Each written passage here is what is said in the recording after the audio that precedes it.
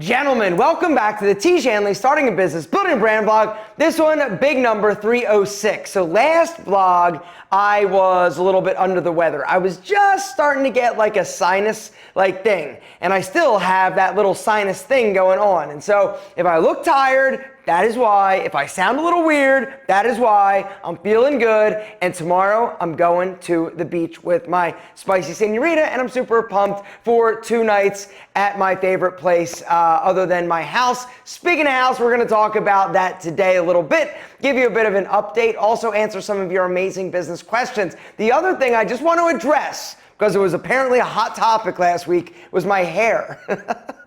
My hair was a little crazy, whatever. Gentlemen, come on. You think it's all perfect hair all the time? This is reality here. Anyway, so here's the deal. Today, I want to start by giving you a little bit of an update and possibly a tour of my new house. For those of you who missed the video where I kind of told you about the process and sort of caught you up to speed, I'm going to link to that video down below where I first introduced you to sort of the idea and what's going on in terms of the Inspiration House. You know, I take you by, and I also talk to you about the players that are involved in this new house that I'm building. So to catch you guys up to speed, I would just like to say that this is one of my favorite things to do in the world. Like, I love projects like renovations. I love real estate. It's my thing, and it just makes me super excited, and I love it. And so I am not ashamed. I'm not ashamed. Am I ashamed? No, I'm not ashamed. I keep telling myself I'm not ashamed if I want to build another house, even though I built a house a few years ago. Don't worry, I'll sell it. The real estate market's amazing. I'll probably make a few $100,000 on my last house, which I'm going to need for the new one. So anyway, why don't I give you a tour of basically the main floor, the floor plan, just so you can see what it's all about, because we officially have finalized it, and it's exciting. So come on. All right, guys, so here is the floor plan. Let me give you a quick little tour of the main area. It's not as big as it looks on paper. It just looks big now because of the way that it's shaped like a U. Anyway, you come in, little foyer, come back, there's a sitting room. Off of the foyer, you've got my office or study, fireplace there. Over here, we've got the formal dining room. And then you come through this hall, you can go left, you can go right. Over here is gonna be a bar area. The bar opens up to the courtyard where there will be a big, nice, sexy pool and some like tables and stuff like that. Anyway, all right, you keep going over here. You're gonna have the kitchen. Back to this little area here. It's a little hallway area. Back here is the pantry. We actually shrunk this. Originally, the pantry was a lot bigger. It came out and stuck past the main house, but we wanted to basically make the star of the house this main section. And so we bumped that back. We lost a little square footage here, but it's okay. Kitchen. All right, little eating area, and then it opens up into the big family room. There's a fireplace in here. This way opens up or goes out to the garages and a little like friends and family entrance. Anyway, back through here, you have the stairway that goes up and goes down. Over here, you come to the master bedroom, which opens up also to the courtyard. You also have a laundry room. Back through here, you've got the what is that, bathroom, and check that out. See that thing? That's a urinal. I'm getting a urinal in my part of the bathroom. And then back here to the closets, mine is smaller. Walk through to my wife's, which is larger. Anyway, that is the main floor plan. I also have a screen porch that I forgot to tell you about through the family room.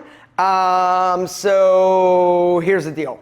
I know that like on paper it looks like really big. It's not as big as it looks. Now it's still like a pretty big house. It's bigger than my current house, but it's not as insane as it looks. On paper it looks like gigantic, and that was one of the things that I was like, wait a second. I'm like, how big is this damn house? Upstairs we've got 4 bedrooms. Downstairs we've got the basement. I've got a big like workout room. 1,000 square foot is of the basement is going to be my workout room. Then we've just got like a little media room and an additional bedroom downstairs. The total bedrooms are 5 bedrooms. And the reason why I needed to put another bedroom downstairs is like for this house, if I ever want to sell it, I'm going to need like 5 bedrooms just so that it doesn't seem like it's a big house with like only 4 bedrooms. Anyway, It's super exciting, and I just want to show you like a really cool, like kind of like back like view from this like system or software that they put together that's going to show you kind of like from outside the back view. All right, so last night actually, my architect Linda posted this image, and I had never seen like this image, but it was so super cool, right? It's kind of like a hologram, like 3D rendering of what it's going to look like, all right? And so as you can see, there's a nice little courtyard. That thing on the right is the screened porch with a fireplace, which I'm going to spend a lot of time with.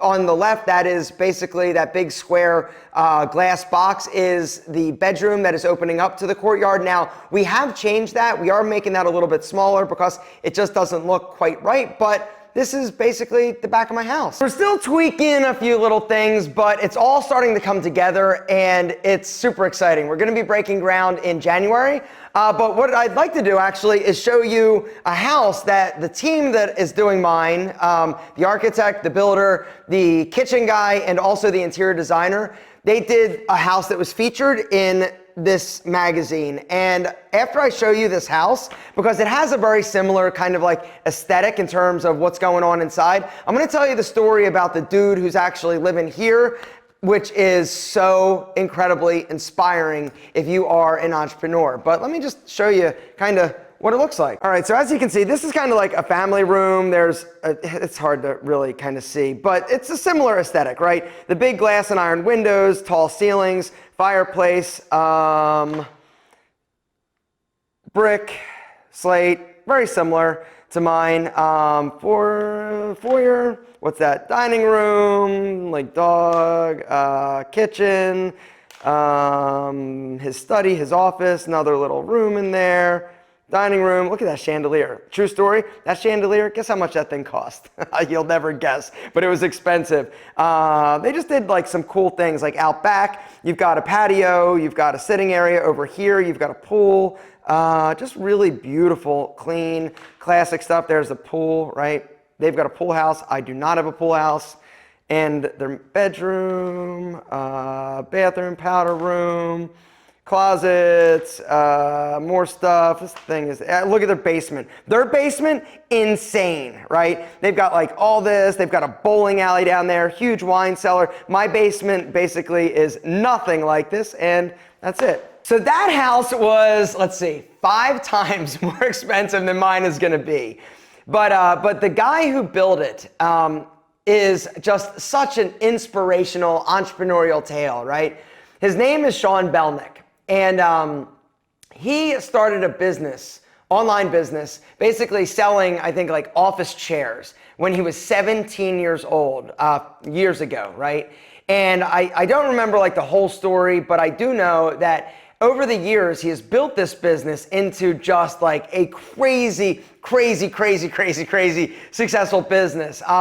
And from what I understand, he sold his business to a bigger corporation a few years ago for like I think it was like $700 million. And so and he's like 30. So it's just a really cool story, and the guy is such an inspiration.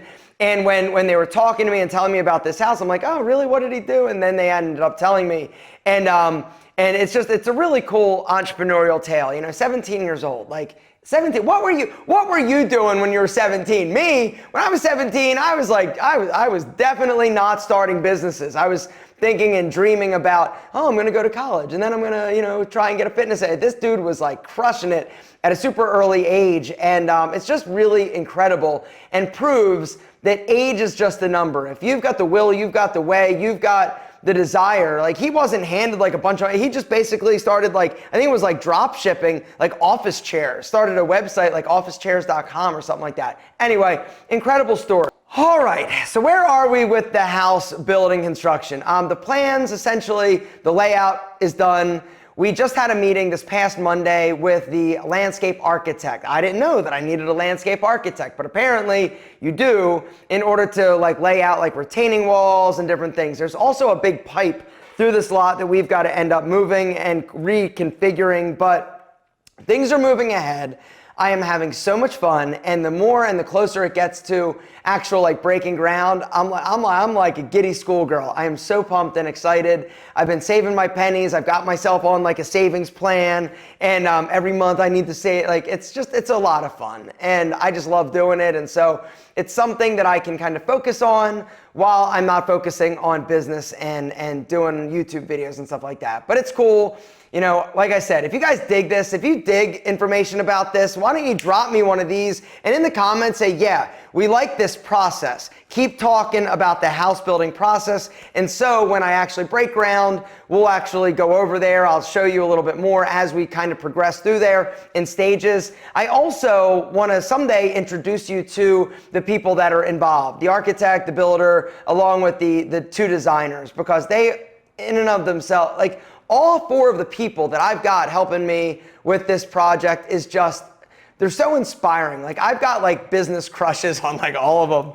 And it was cool because the builder actually came up to my house. We went and visited the lot. I showed him the salon and we just kind of hung out. And it's really cool being around smart, amazing people that are just incredibly brilliant at what they're doing. And Linda, the architect, I cannot speak any more highly of her or her team. It's been an absolute amazing experience just seeing this level of expertise and just the way that everybody works together. I know that I know that I talk about this every time I mention it, but it's just something that's so special and it's not lost on me. I realize that this is kind of like a once in a lifetime opportunity. And it's just really cool to do. And anyway, if you like this type of information and talk about real estate and the house building process, please drop me one of these. Now, gentlemen, what I'm going to do is get to some of your business questions. There were a few of them. If you've got a business question down below, remember this is a business vlog, but you guys dug the house real estate stuff last time, so I wanted to give you an update because we are moving a little bit closer and we have kind of finalized the plans. All right, down below, if you've got a business question, start with business question and ask your question. Next week, we are going to be in Chicago, and so super excited about that. That is going to be a great time, but we've got some really interesting things that we've got to talk about and deal with. We are in the process of raising money. I mentioned a few vlogs ago, we were thinking about toying around. Well, we are, Kelly and Andrew specifically, are knee deep in meetings and talks, and it's really cool and super exciting. And when we move a little bit further down that process, I will give you more information, tell you a little bit about how much we raised, how much we're going after, and who we hopefully end up partnering with. But it's been a lot of work, and I know Kelly has been just crushing it. Andrew's been crushing it, but I know that he's been stressed out. It is a very stressful time, you know, because not everybody loves your business. You know, some people are like, your baby's ugly. And so that's kind of like the correlation to going and raising money. You know, some people are going to love you. Some people are going to think you're okay. Some people you're not right for because they're too big. Some people are too small for you. But there are some people that tell you essentially that what you have been working on and building isn't for them. And when that happens, it's kind of like them telling you your baby is ugly. So, but people have been really impressed with us and we have been working really hard. And so more about that as it kind of progresses, but it's different. I've never done this before. I have never raised money before. And so a lot of things that we got to talk about in the next quarterly meeting. A lot of things we've been doing have been really good. Some things we're still struggling and working on, but all in all, things are moving in the right direction, and it's a very, very, very exciting time in our company's career. And you know, you've been along the whole journey, and so it's great to be able to just let you guys know that things are good, but we are in the process of raising some funds so that we can really escalate and scale our growth. But now, speaking of growth, let's help you grow with answering some of your amazing business questions. All right, so the first one, and by the way, going back to last week's vlog, my hair was a little crazy, but I think my hair is actually getting wavier as I get older, which is, I guess, cool, but it did look crazy. So is today better? Yeah, see, I got some like curl action going. I never had that before. All right, the first business question comes from our friend Joey Jordan, Pure Water Sales. He goes, going back a few weeks to a question that came up and referenced an email conversation we had a few weeks ago.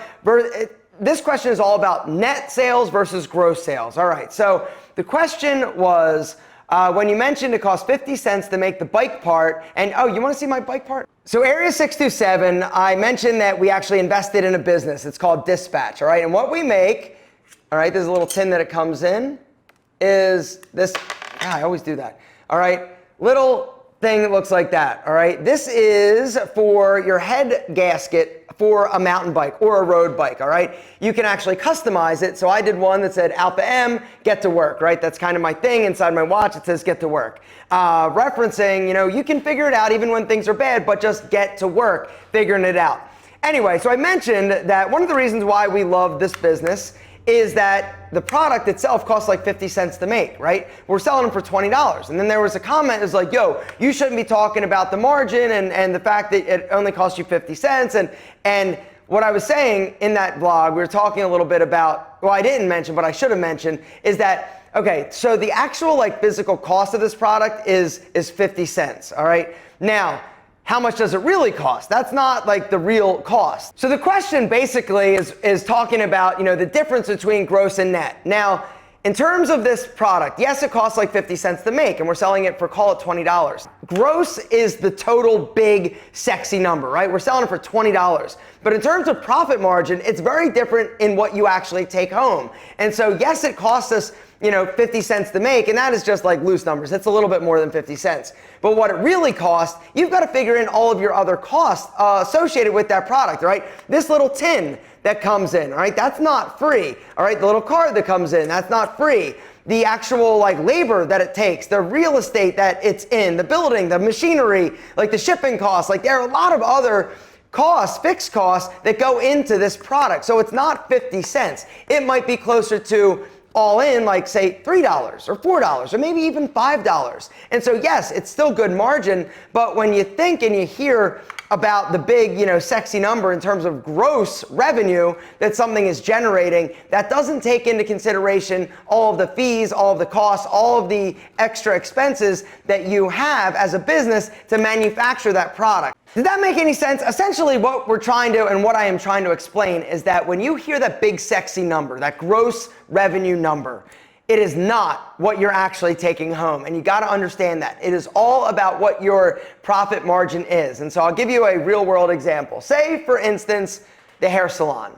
Okay, say we do $5 million in sales, all right? That's the big sexy number. But our profit margin, after all things are said, done, expenses are paid, everything, lights, like camera action, everything, our profit margin is only about 15% on that business. And so when you think about it, all right, so on $1 million, how much are you taking home? 150,000, right? Multiply that by 5. The net profit is 750,000 off of 5 million if you're at 15%. But if that margin is lower, you're making less money. If that margin is a little bit higher, you're making more. And so really paying attention to the margin. All right, Tiege Hanley, as a company, we are trying to grow. And so our margin, you know, in the old days when we weren't trying to grow and we weren't hiring people and we weren't spending a lot of money on marketing because my YouTube channel was doing it, our margin, our net margin was like super big, right? But as we have grown, our expenses rise. And so what happens is your margin, your net margin, your profit margin shrinks. And so at the end of the day, even though the number is bigger and sexier, you're making less money in relation to the percentage of your profit margin. Does that make sense? I hope it does. I don't know if it does. If it doesn't, let me know down below. Question comes from our friend Adarsh Dubey. What's up, brother? Good to have you. He says, you talk about how you've tried to manage to grow Tiege Hanley and Pete and Pedro as a business that are not solely dependent on putting content out on YouTube. Yes, both of those businesses I have and we have done a really good job getting the promotional weight off of my shoulders. Now we are able to sell, we are able to grow, we are able to scale without me doing YouTube videos and talking about it. He said, but in the case of Enemy, how do you see yourself doing that, especially when YouTube algorithm is not helping you get any enough views on the Alpha M YouTube channel? Yeah, so in terms of Enemy, I talked a little bit a few vlogs ago about our challenges with scaling that brand. One of the biggest challenges is that I made them too high quality for the price point. And so I don't have the profit margin in there in order to try to acquire customers for $50. I just don't have it. It's just not there.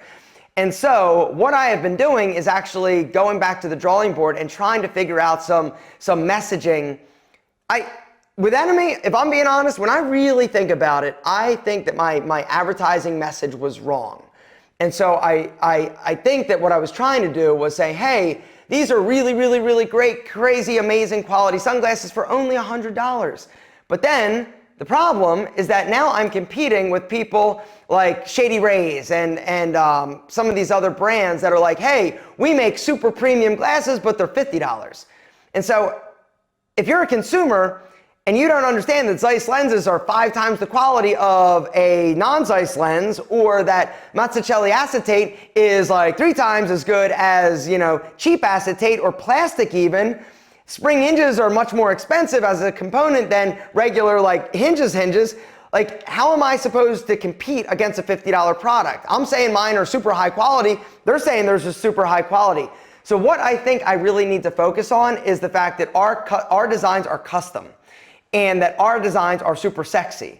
And yes, our designs aren't $100. Our sunglasses aren't a $50 sunglass or a cheap pair of sunglasses, but our sunglasses are super affordable, but they're the sexiest sunglasses. They're gonna look the best on you. We didn't just stamp our logo on an existing design. These are custom designed specifically to make you look like a badass. So I think I had the messaging a little bit wrong. And so what I did the other day was actually film a few different ads or commercials, quick, like 50-second versions of me saying essentially that. And then we put some B-roll over it, and we're gonna test. I brought somebody else on in terms of paid traffic to help me and Paul grow Enemy. I've also recently put them on Amazon. They were not on Amazon up until this point. And so I'm testing different things. The Amazon sunglass market is humongous. Now, right now I'm testing. I don't know what's gonna happen. I just put them up there. I am charging for shipping.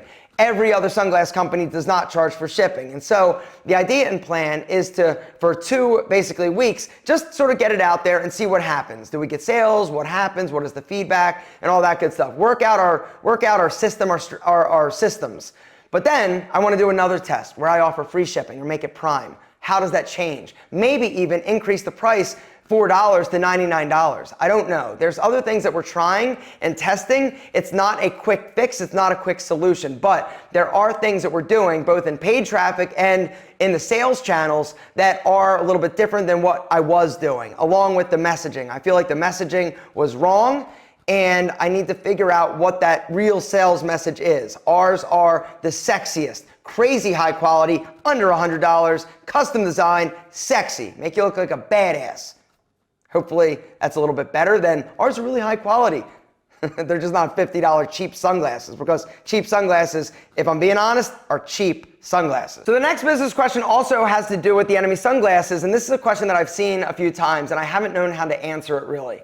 It's from our friend Akshay. He says, hey Aaron, have you ever thought about expanding your sunglass business in Asia? Because what Enemy basically provides is a high quality shade for a low cost. That's what Asians really want. You also have a huge following from India, and there are very few brands in India that do what you do. You guys have a really good shot. Yeah, this is an incredible question and something that I've considered. The problem arises in the distribution. Shipping and customs and all of these different things really impact the ability to sell things at a great price. Is this a market that I know is huge? Yes, I know it is huge. I know that I have an incredible following in India, and I love my Indian, viewers and followers. I am still trying to navigate the international waters when it comes to this brand and this product. Shipping is really challenging. Customs is really challenging. Customs fees, really challenging. And so, unfortunately, right now I haven't figured that out. I believe we do sell to India, but we sell them through my site. I haven't been able to set up like a distribution channel or anything like that in India. Someday, maybe, but right now I'm just trying to figure it out domestically. And once I do that, then maybe it's a possibility of expanding it to other bigger audiences. But it's still a work in progress. It is still very early in the brand Enemy's life cycle. But thank you so much for the question, and I appreciate your support as always. And the last business question comes from our friend Sayed Noon Mohammed Labib. That's a mouthful. Speaking of mouthful, his question's all about communication. He says, hello, sir. Hope you're doing great. My question is, how can I improve my communication skills? I'm going to school. I really love your work. My goal will be to be his goal is to be a chartered accountant, then jump into real estate business, but my communication sucks. Any advice, please? So my advice is practice. You know, that's what worked for me. I've always been decent in terms of communication, but what really helps is the fact that I've done thousands of YouTube videos and I talk to a camera for a living.